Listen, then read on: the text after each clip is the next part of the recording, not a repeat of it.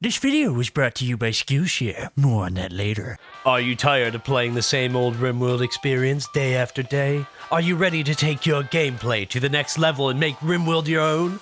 Well, you're in luck. In this video, we'll be sharing with you the absolute must-have mods for Rimworld in 2023. These mods will not only enhance your gameplay experience, but they'll also bring new life to a game you love.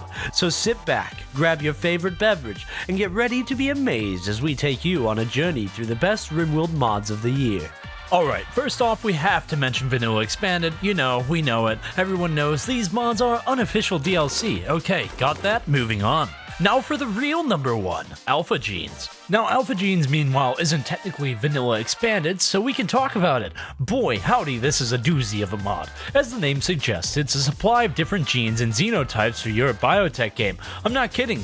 And these xenotypes feel like great extensions of the base game, from insectoids to rock people and even copyright-free illithoids. Illithids? Anyway, as for the genes, you can get them from traders, new abandoned labs to explore, and of course, random encounter people who show up to join you or to be captured.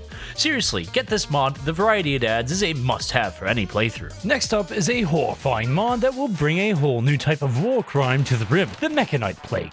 This mod adds weapons that will pull a xenomorph by infecting targets with a plague of mechanical insects that will burst their way out. Then they will spread via attacking others, and so on and so forth. It's a horrible weapon, to say the least. Oh, and don't think you are safe. Mechanoids can have their own supply of launchers or mechs that use plague weapons, so have fun. My writer likes this mod for adding sudden help in a big fight, turning opponents' numbers to their disadvantage with suddenly a huge burst of little spider drones. Oh, and if you want, you can implant prisoners with fast-growing bursters. Hehe.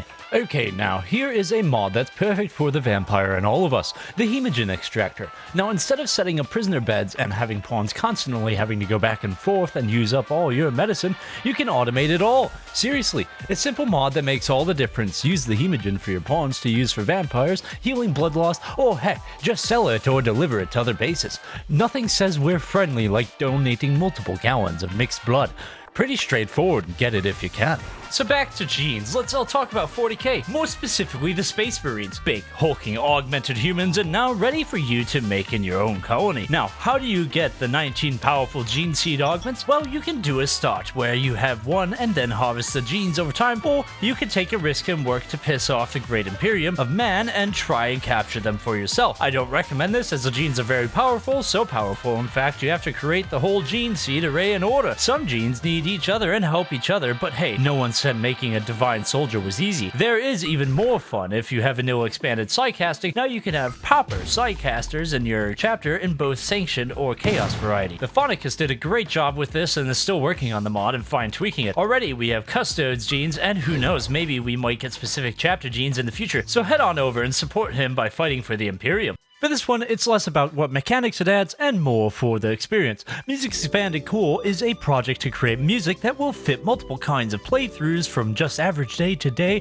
to Neolithic sounds for your tribal to the higher technology-based themes of Architect or even Steampunk. I freaking love this. The music in Rimworld is great, but sometimes you need to mix it up or just add to that one theme playthrough. Oh, and the best part for YouTubers and streamers, the music is copyright-free and safe to use. Here's from the horse's mouth. Use my music.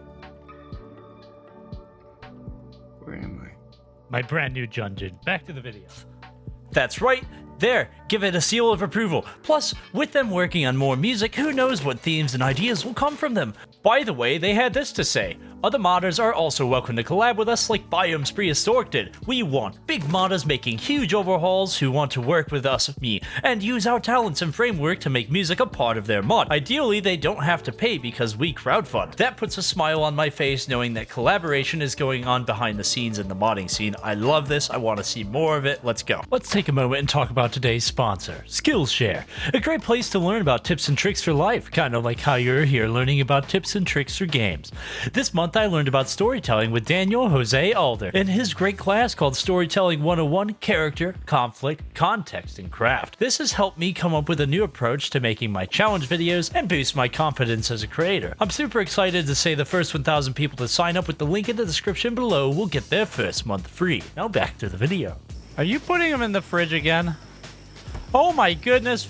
Phil, stop putting Noobert in the fridge. So how about a return of a pretty good mod? Dragon Descent. This mod will bring out powerful animals that you can tame and attempt to hunt. Seriously, when I say these are powerful, we are talking old school D&D powerful, where they have a literal fear aura when they fly around powerful. And of course, there's more fun if you have the Void Dwellers add-on for more dragons and decorations. Seriously, sometimes it's nice to go to the classics, and it's great to have the comeback to modern Rimworld. Though, given this mod also includes an add-on for vanilla genetics, my quest for the ultimate chinchilla might be closer to finishing than I'd previously thought. For another simple mod, we have the Gene Ripper. Unlike the base game where you can get a random gene, scan, and hope for the best, the Ripper does what you think it does, ripping a gene out at the cost of the user's life. Really, this should have been in the base game. The cost, I feel, of being able to pick out a gene you want at the cost of an instant kill feels like a good trade-off. Combo this with alpha genetics or any other mods you may have to add more genes, and you can make your own superhuman or genetic freak, whatever floats your boat. So you know how you can have animals in your base to ruin your raiders' day?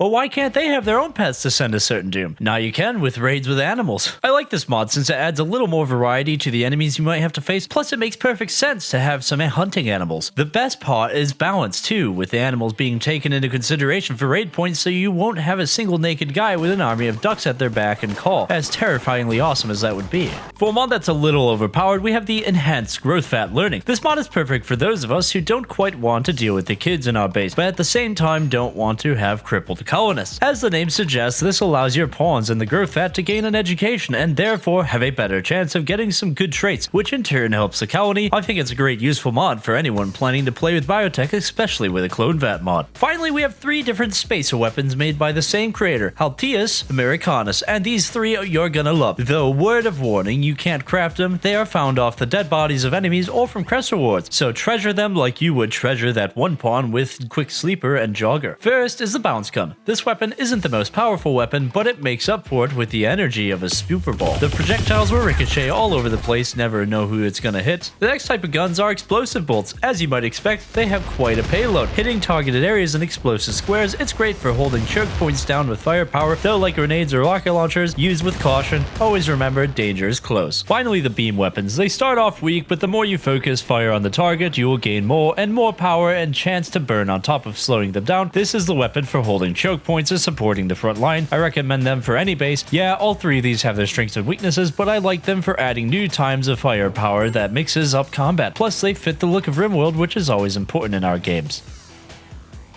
Oh, that was 10 awesome mods to put into your game. I can't wait to see what new mods come out this year. Seriously, you guys are awesome to keep this game going, and hey, if you want to try modding, who knows, you might make the next great mod we get to talk about. Peace out, and stay tuned for our next videos. Please consider hitting that like button and subscribing, it would mean a lot.